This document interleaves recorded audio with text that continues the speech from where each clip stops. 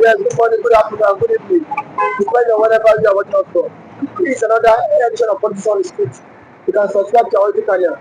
Please like our videos. Please share and comment for more political discourse. The Nigerian government has come out to say that for Samonepa trial, they want everything to be done behind closed door. And Samonepa has struck an agreement with the bridge government led by Ngozi or Rabweze, coming out to say that nobody should and it's that they want that proceedings to be open so that the whole world will see. So that the whole world can see the atrocities the Nigerian government has committed. Yes. And now the ICC is yet to decide on that. How can you ICC should be very, very interested on that. ICC should actually spank and turn their back on closed door trial. Act of terrorism is no longer village thing or communal issue. It is a global menace. Act of terrorism is a global issue. Nigeria is forcing Finland to be like Fulani government in Nigeria. Finland government will never ever be regarded as what Buhari has started, doing in Nigeria some 10 years ago. That is, Fulani dominance and Saddam of Sokoto, the Caliphate, being the head of Nigerian government. Finland is a sovereign state, sovereignty of their own. So, trial of Samonepa to be on a global platform or framework so that everybody should see what Nigerian government is doing in Igbo land. I see insecurity being managed and run in Nigeria with such selective mind. They are not coming out to, fight insecurity by and large, squarely.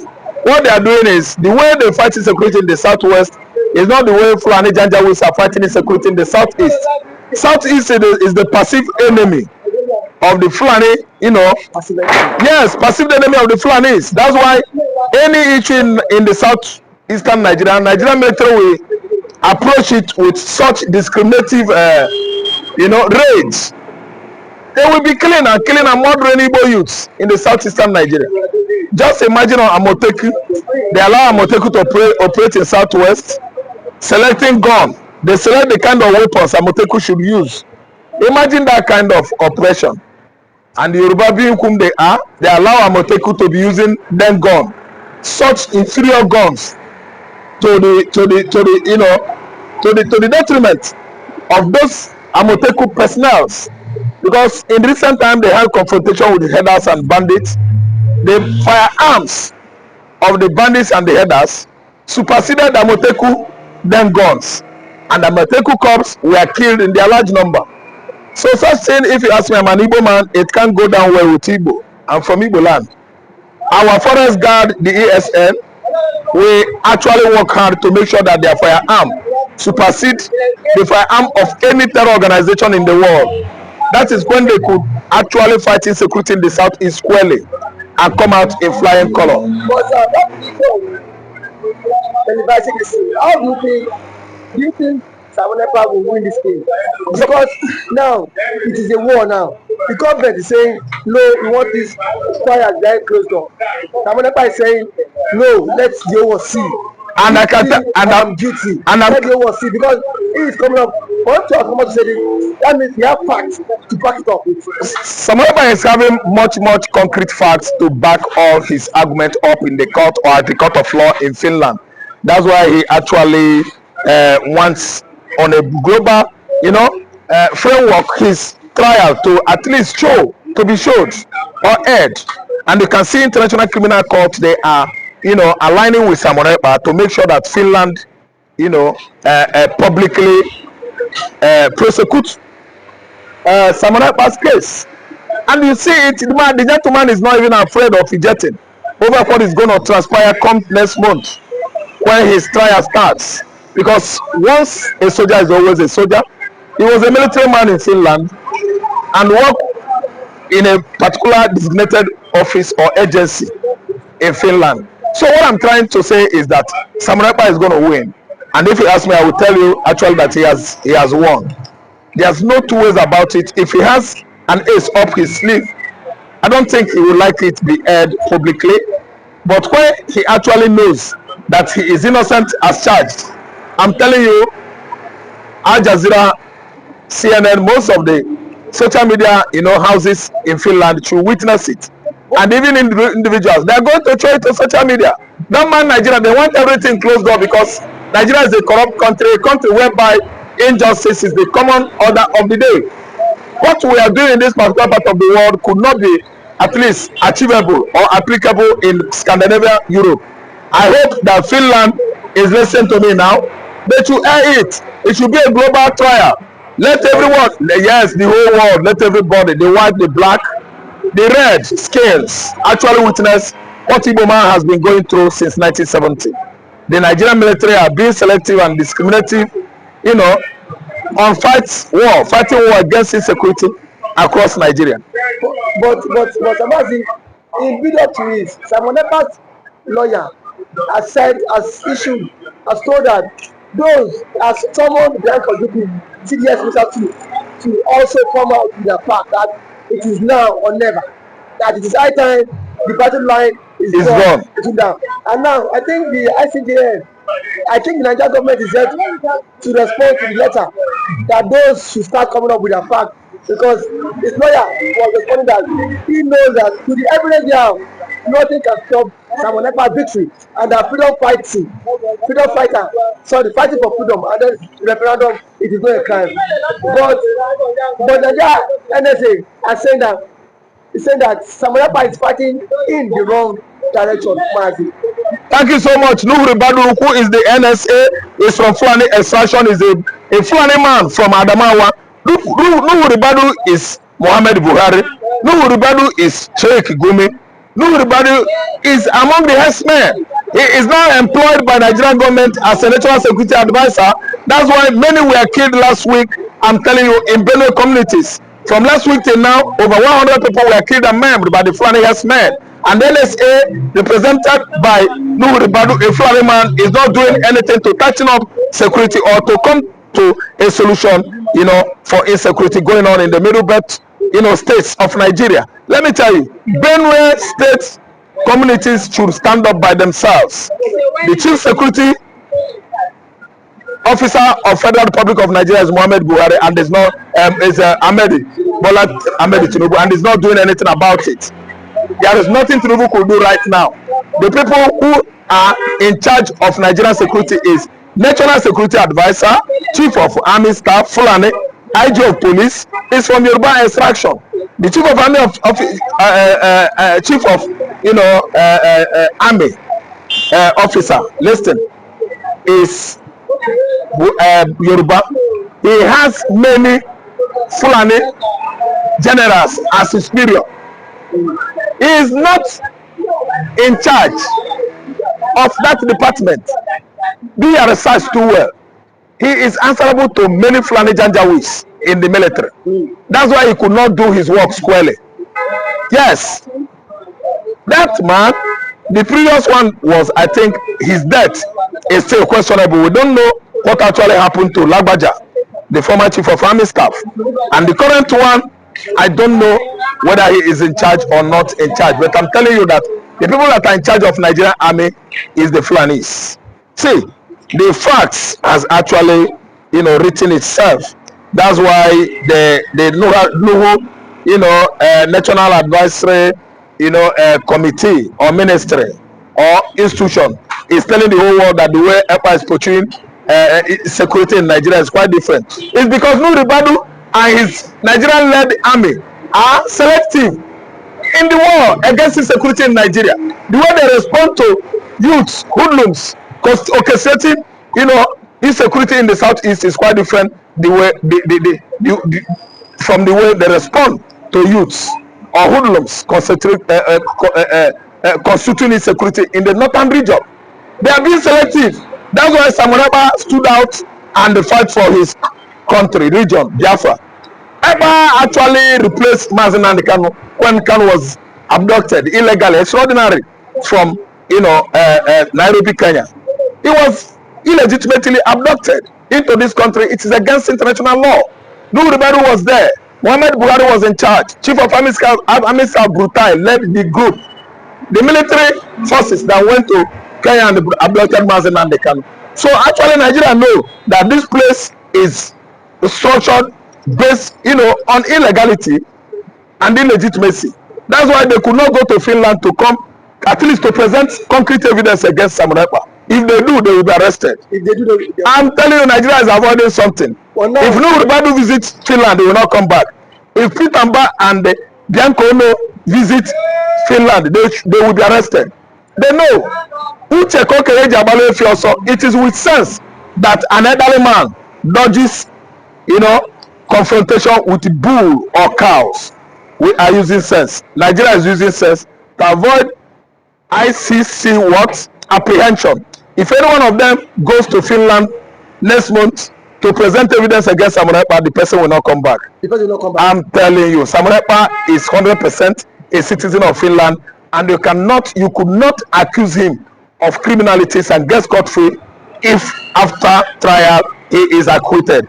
They would all sit back to answer to the to the law, because the law in Finland is very, very not flexible like Nigerian flexible laws.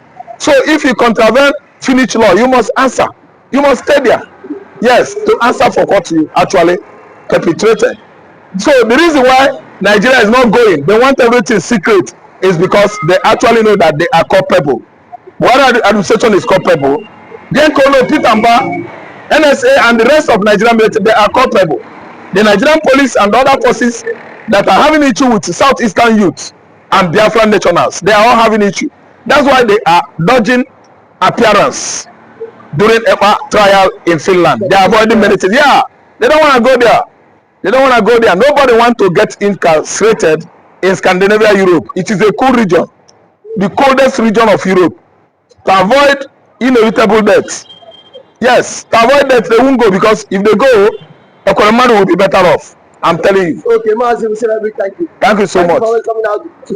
You are welcome. Yeah, it's a wonderful edition of Politics on the Street today. Today, it's no news that Dr. Ngozi Orabueze is set to commission the first Biafra Washington Embassy. Some persons are of the view that what has Dr. Ngozi Orabueze done to the history and to the struggle. Now she's bringing what she has done, that Donald Trump is set to commission this embassy. And then we've seen some persons come out to say that that embassy is just a jamboree. Such thing will never come into reality. Such thing will never come into existence. But the truth of the matter is that these people, are they not tired of the Fulani killings in Nigeria? Are they not tired? Just of recent, some days ago, the Fulani invaded Plateau State and killed over 16 people. Plateau State is now a Ekpa'S zone whereby the Fulani can easily perpetrate their acts. And now nobody, even the government, is not coming out to condemn this killing. We don't know if the government indirectly or directly, they are the ones sponsoring this killing. And now we've seen someone who has taken over this freedom, this agitator, all to ourselves to make it a reality. And yet some persons are still coming out to condemn this woman, saying that this woman cannot lead the Biafra struggle. Then tell me, who is then fit to lead the struggle? Now that Mazi Samuel Ekpa has been given some restrictions of social media, and now we've seen someone who has come out of our own free will to lead this struggle, and some Igbo leaders are saying that will not become a reality. What does the Ohaneze Indigo really want? What does the Igbo's elders who have been bribed by this government, what do they really want?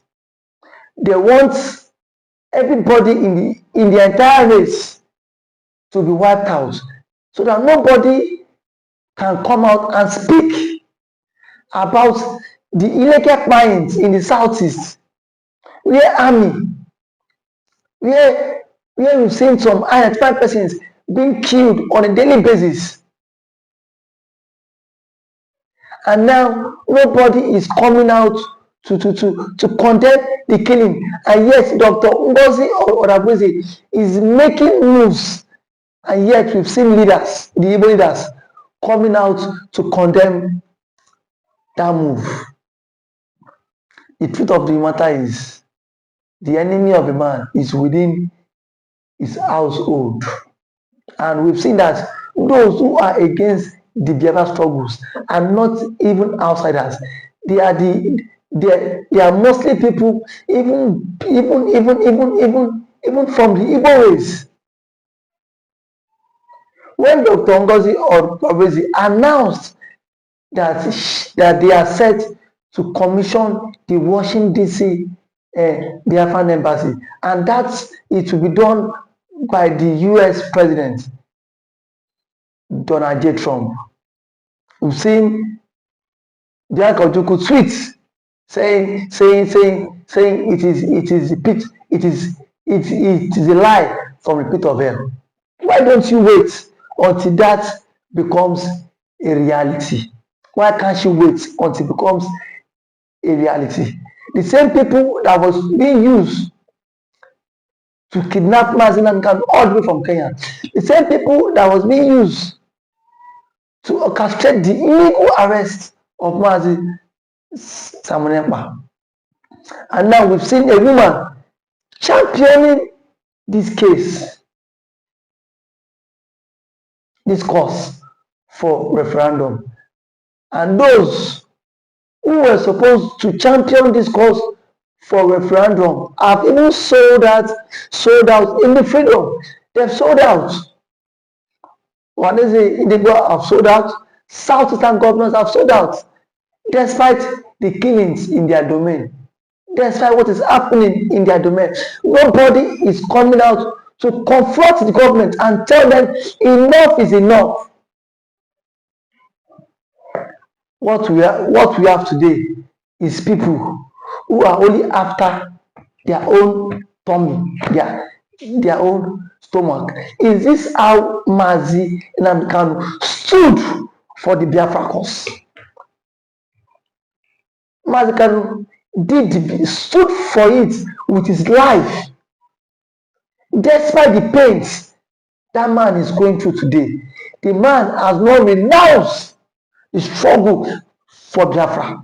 The man has not renounced the struggle for the agitation. But yet, we have some elders who claim they are Igbo elders. They are neither there or there. All what they do is today, Biafra in the morning, and then they will agitate for Biafra in the morning, and at night they are having meetings with those in the presidency just to scuttle the struggle. I am saying it here that nobody born of human can scuttle the struggle, because already the Biafra struggle is an ideology that can never be wiped out. It's an ideology starting from the days of Ojukwu until date. It is still waxing stronger. Or those people who are saying Biafra is dead, who are saying Biafra is dead, are they not tired of slavery? Are they not tired of the Fulani mines? Benue State has now become a death trap for people. Plateau State now, so many atrocities that these Fulani people have committed, and the Igbo leaders cannot come out and express their own grievances to it, cannot come out and condemn all this. Rather, we've seen them taking sides just because they want to become slaves to the Fulani. just because they want to become errand boys to the Fulani. But the question is, how long can we continue in this shenanigan? How long can we continue in this shenanigan? To me, it is a shenanigan. It is a shenanigan in the sense that you cannot continue to live in a country where we have murderers. We cannot continue to live in a country where there is no rule of law. The Fulani that has killed a lot of people till now has not been brought to book. The Fulanis have not been brought to book. Rather, Ekpa'S and government is not even making plans that this whole killing thing would end soon. No plans from the government. No plans from the government that this whole killing would end anytime soon. And now we've seen Igbo leaders also not coming out to air their displeasure. Rather, they are indirectly supporting the government to buy. Are we going to sit down and watch until everyone is being butchered in the southeast? This is what Mazi Nnamdikanu predicted. Mazi Nnamdikanu predicted all of this, and now it is happening. It is happening that the Fulani is bent to Islamize Nigeria, and today is it not happening? It is happening. We've seen it. And the Fulanis want to Islamize Nigeria, and they think people will sit down and not speak out, just like the Igbo leaders have sat down and they are not saying anything to it. It is really a show of shame. It is a show of shame. If at this stage the government and the Igbo leaders cannot come out and speak up against the injustice of the one Nigeria. And kudos to Dr. Ngozi Oyagbeze for launching this Biafran embassy. Kudos to you. Kudos to you, man. Thank you for watching this podcast.